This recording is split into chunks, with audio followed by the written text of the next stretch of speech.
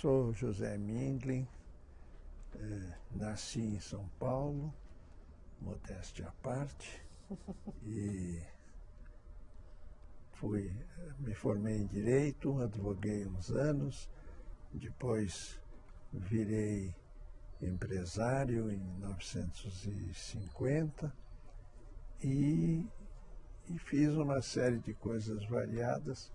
Em 75 fui convidado pelo governador Paulo Egídio para assumir a Secretaria de Cultura, Ciência e Tecnologia. A secretaria até então era de Secretaria de Cultura, Esportes e Turismo. Então passou para um plano diferente. E eu fazia parte, na ocasião, do conselho da Fundação Anchieta, se não estou enganado. Eu acho que eu já estava no conselho, e quando assumi a secretaria, passei a presidência do conselho. O curioso é que, quer dizer, a Fundação Anchieta surgiu por uma doação da dona Renata Crespi Prado, da casa onde eles moravam na Faria Lima, aquele solar com terreno grande. Foi doada à Fundação Anchieta para lá ser instalada a TV Cultura. Mas verificou-se logo depois que não cabia a Fundação Anchieta naquele terreno, e voltou para o governo. Então decidiu instalar no local o Museu da Casa Brasileira, e a Fundação Anchieta foi instalada no que hoje é a Rua Vladimir Herzog. Né? Isso.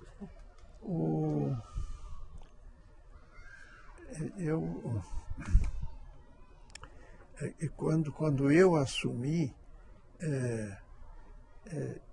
antes de eu assumir, a Fundação Anchieta reportava à Secretaria de Governo. Era uma entidade de direito privado, mas sustentada pelo governo, e reportava à Secretaria de Governo. O Paulo Egídio insistiu comigo para que passasse para o âmbito da Secretaria de Cultura. Daí o fato de eu ter assumido a presidência.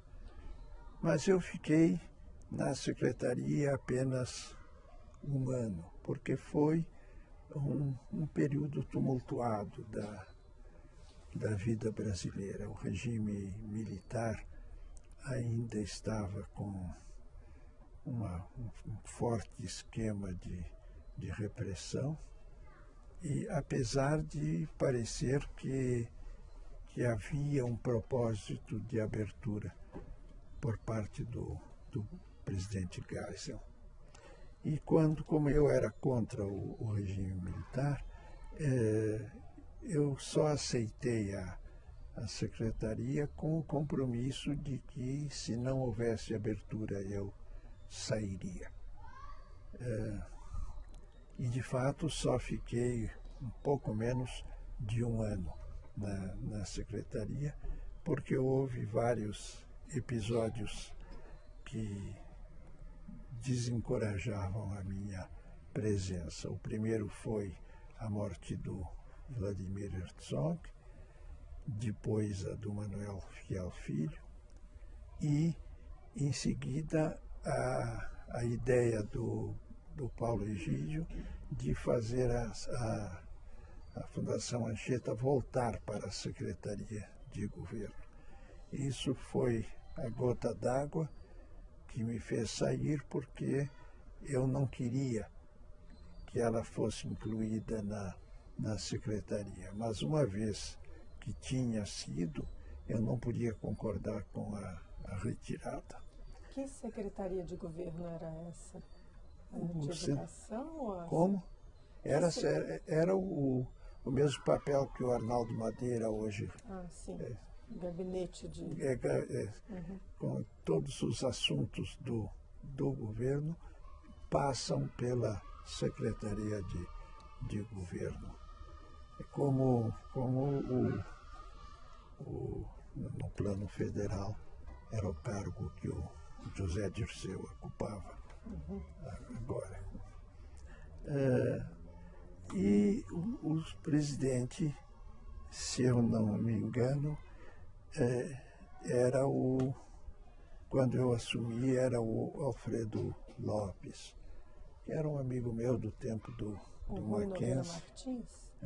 E aí não, mas aí o sim, mandato dele se encerrava e eu convidei o Rui Nogueira Martins, que foi meu companheiro de jornalismo no Estado. Eu comecei a minha vida como redator e repórter do Estado em 1930.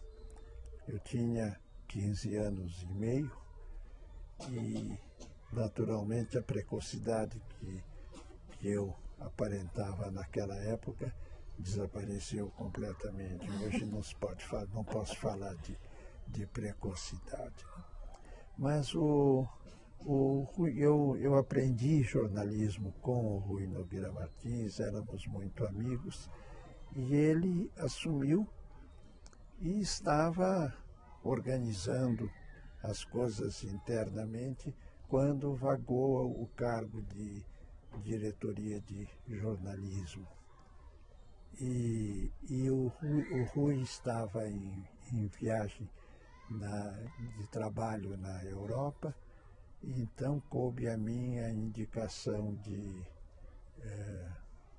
do substituto do diretor, não me recordo o nome. Talvez você se lembre do Acho nome. que o Pacheco Jordão. Não, Pacheco Jordão. O Walter Sampaio. Eu acho que foi ele, sim. O Fernando Pacheco Jordão era colega do Vladimir. Vladimir. Do Vladimir. E aí deu-se aquela tragédia toda. Eu já andei falando sobre o caso Herzog, de modo que eu creio que não adianta estar voltando ao detalhe deste assunto na história da Fundação Anchieta, salvo que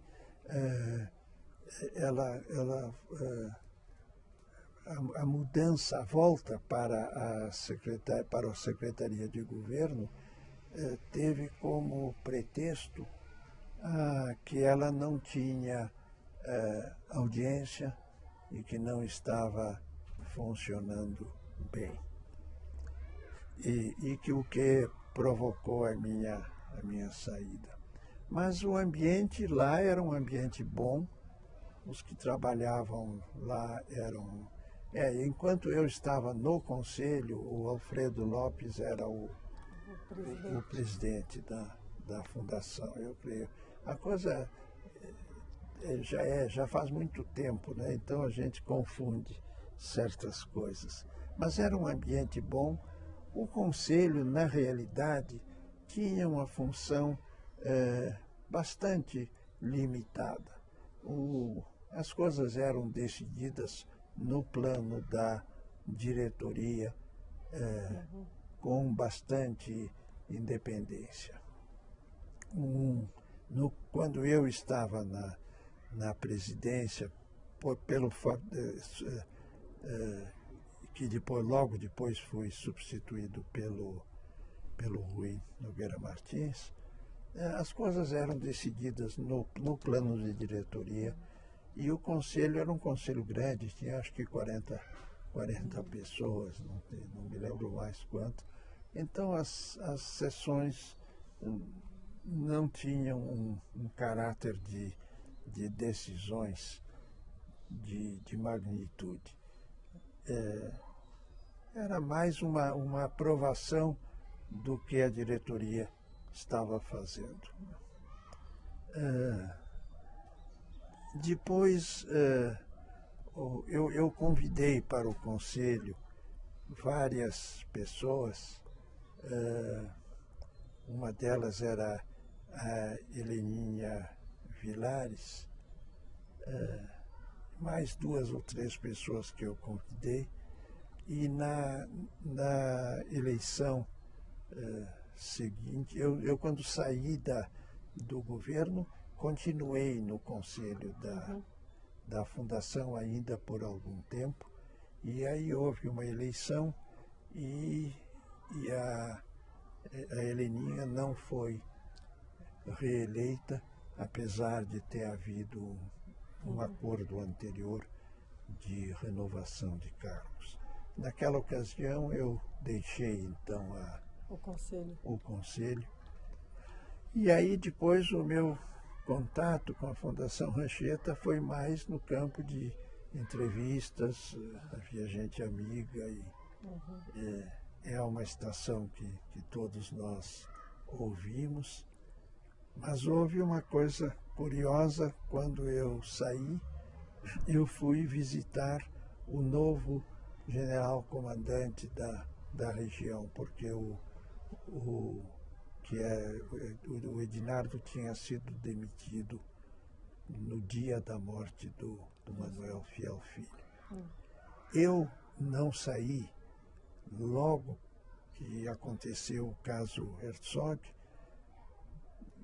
do qual eu tive informação nos Estados Unidos, voltei e pedi demissão, e o Paulo Egídio me disse que eu estava liberado dentro da nossa combinação, mas que, saindo, eu enfraqueceria a reação contra a ala radical do Exército, que tinha prendido o Herzog para me pegar, e que me prenderia para pegar o próprio Paulo Egídio e então poder ou derrubar o presidente Geisel ou fazê-lo abandonar qualquer ideia de abertura.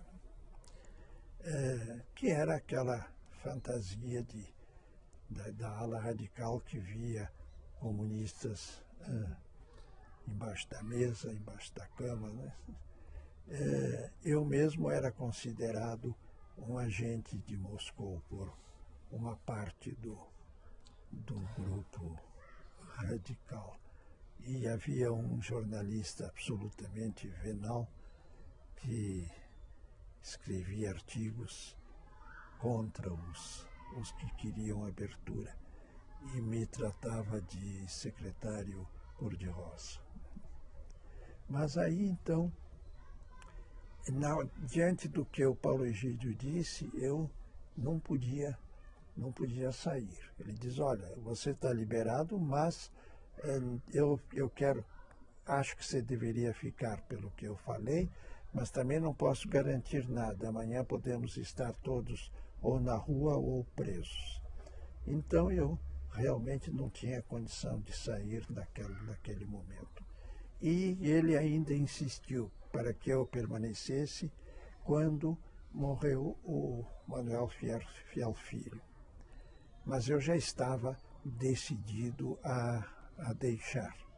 E como eu disse, a gota d'água foi que logo depois ele resolveu retransferir a Fundação Anchieta para a Secretaria de Governo.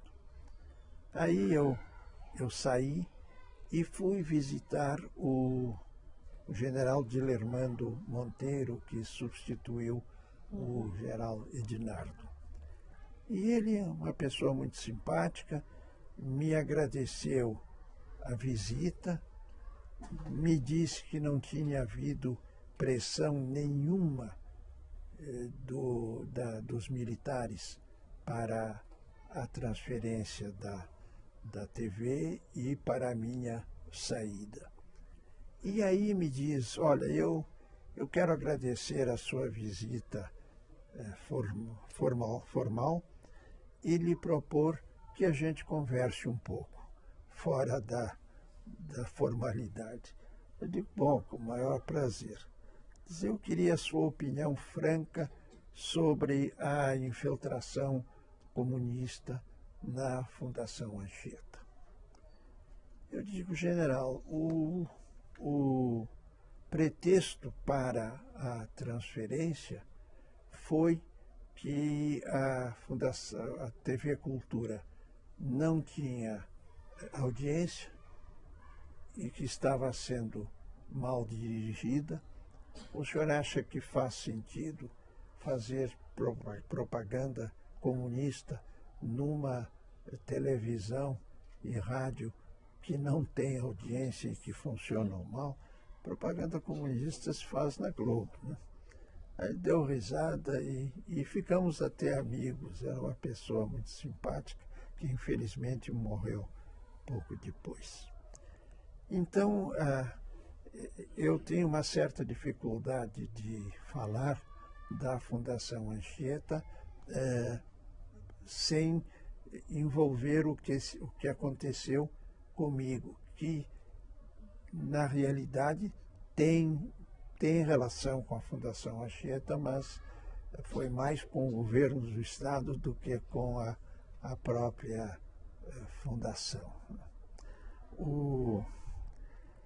Agora, deixe lembrar umas coisas que me ocorreram. Aí, quando em 74, eu fui procurado pelo Paulo Duarte e pelo Nino Galo, que tinham sido muito amigos de Dona Renata, do Fábio Prado e de Dona Renata. E estavam preocupados porque todo o acervo deixado pelo casal estava encaixotado porque não havia acordo para reinstalar o acervo na casa que tinha sido do casal doador. E nós ficamos fazendo um esforço, nós três, e posteriormente o João Marinho, para conseguir que a Fundação Anchieta concordasse com a instalação da coleção da Renata e Fábio Prado no local onde tinha estado enquanto eles moravam lá. E isso levou uns 15 anos. E vários presidentes da fundação não concordavam com isso, achavam melhor deixar o imóvel à disposição da Fundação Anchieta e mantendo lá o Museu da Casa Brasileira, que naquele tempo tinha um significado muito reduzido. Depois se tornou uma instituição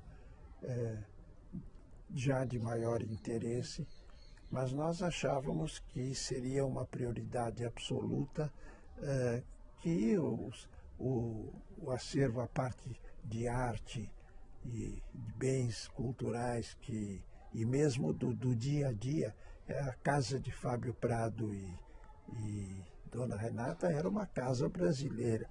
E que tudo fosse instalado lá, e isso nós só conseguimos em 90, eu creio.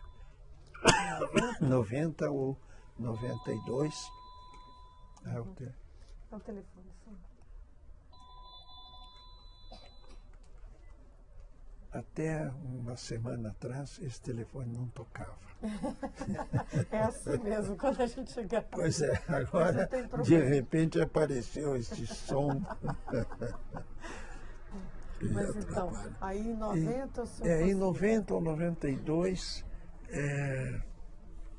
não me lembro, mas é muito fácil de verificar quem era o presidente da fundação que concordou com a instalação. Claro, podemos parar. Dar uma paradinha. Sim. Então, só... Você quer pôr o aparelhinho no ouvido, não? Não, não precisa. Precisa? Nós éramos amigos e ele veio aqui aqui em casa, que nós moramos aqui há 57 anos, e para me convidar, e eu disse a ele que achava um erro colocar ciência e tecnologia junto com a cultura que tinha um sentido convencional de belas artes, de ciências humanas e tudo. E ele disse, não, mas tudo isso é cultura. Eu digo, cultura, filosoficamente pode ser que tudo seja cultura, mas são mundos diferentes. A cultura, como a gente a conhece, e a ciência e a tecnologia são mundos diferentes, têm primadonas diferentes, têm problemas diferentes. E não me parece que seja razoável.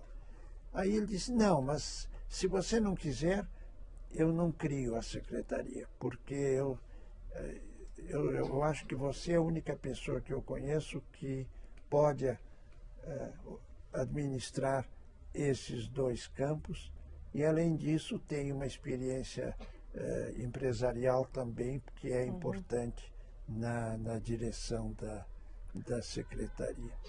E aí, ele dizendo que não criaria a secretaria se eu não aceitasse, eu resolvi aceitar depois de consultar alguns amigos, Antônio Cândido, por exemplo, o Paulo Emílio, Décio Almeida Prado, Celso Laffer, Renina, que disseram que eu devia aceitar, porque se eu não aceitasse, o cargo seria ocupado por alguém que não desejaria a abertura. E eles estavam tranquilos que se não houvesse abertura eu sairia, de modo que era bom que entrasse. E realmente eu consegui administrar naquele quase um ano sem admitir política lá dentro. Eu tratava exatamente da mesma maneira Arena e IMDB, o que naturalmente desagradou aos militares e aos fanáticos pelo regime. Hoje, como é que o senhor vê o governo Paulo Egídio? O que ele representou? Foi um governo sério no trabalho, mas o Paulo Egídio, eu acho que por temperamento, queria estar em boas relações com todo mundo. E isso naquela época não era possível. Eu acho que ele não se deu conta de que a gente podia estar ou num lado ou no outro. Não dava, né? Mas não dava para ter uma relação boa especialmente com algumas figuras truculentas, né? A minha impressão era de que o Geisel queria ter o Paulo Egídio como um sucessor. E, na realidade, durante o governo do Paulo Egídio, ele é que se apoiou no Geisel e não o Geisel nele. Mas foi um governo sério, em comparação com os governos que temos tido aí, de Jânio Quadros, de Paulo Maluf. Não adianta, até Adhemar de Barros, perto deles, era uma vestal, né? Então, o governo dele foi um governo sério e construtivo. Eu mesmo tive a oportunidade, na parte de ciência, de resolver problemas que durante anos não se resolvia, que era a criação da carreira de pesquisador. Os pesquisadores ganhavam 1/3 dos docentes, quando na realidade eles são equiparados. Todo pesquisador tem que ser docente em determinadas ocasiões e todo verdade. docente tem que fazer pesquisa em determinadas ocasiões. Eu consegui resolver rapidamente este problema da criação da carreira de pesquisador.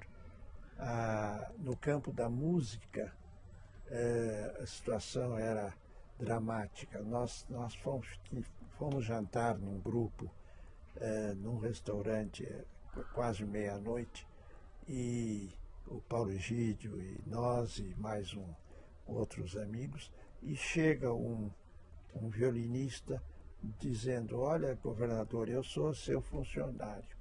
Eu, como assim? Eu sou o segundo violino da orquestra estadual.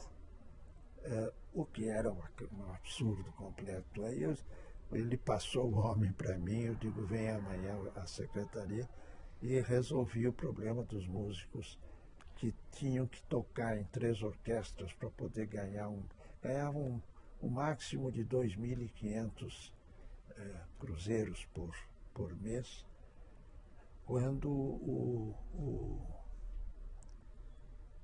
diretor da orquestra, esqueci o nome, ganhava 80 mil. Então, digo, não, isso é uma situação insustentável. Tripliquei os vencimentos dos músicos para eles só tocarem para a orquestra e também passarem 2 meses no interior para formar núcleos musicais no interior. E eu gostava de música, gostava de literatura, então era um interesse central, de modo que eu estava como um peixe dentro d'água. Então, isso o senhor já tinha planejado quando decidiu aceitar? Porque a gente conhece bem o seu interesse na literatura e tudo. Nas outras artes, o senhor também tinha, né? Também tinha, sim.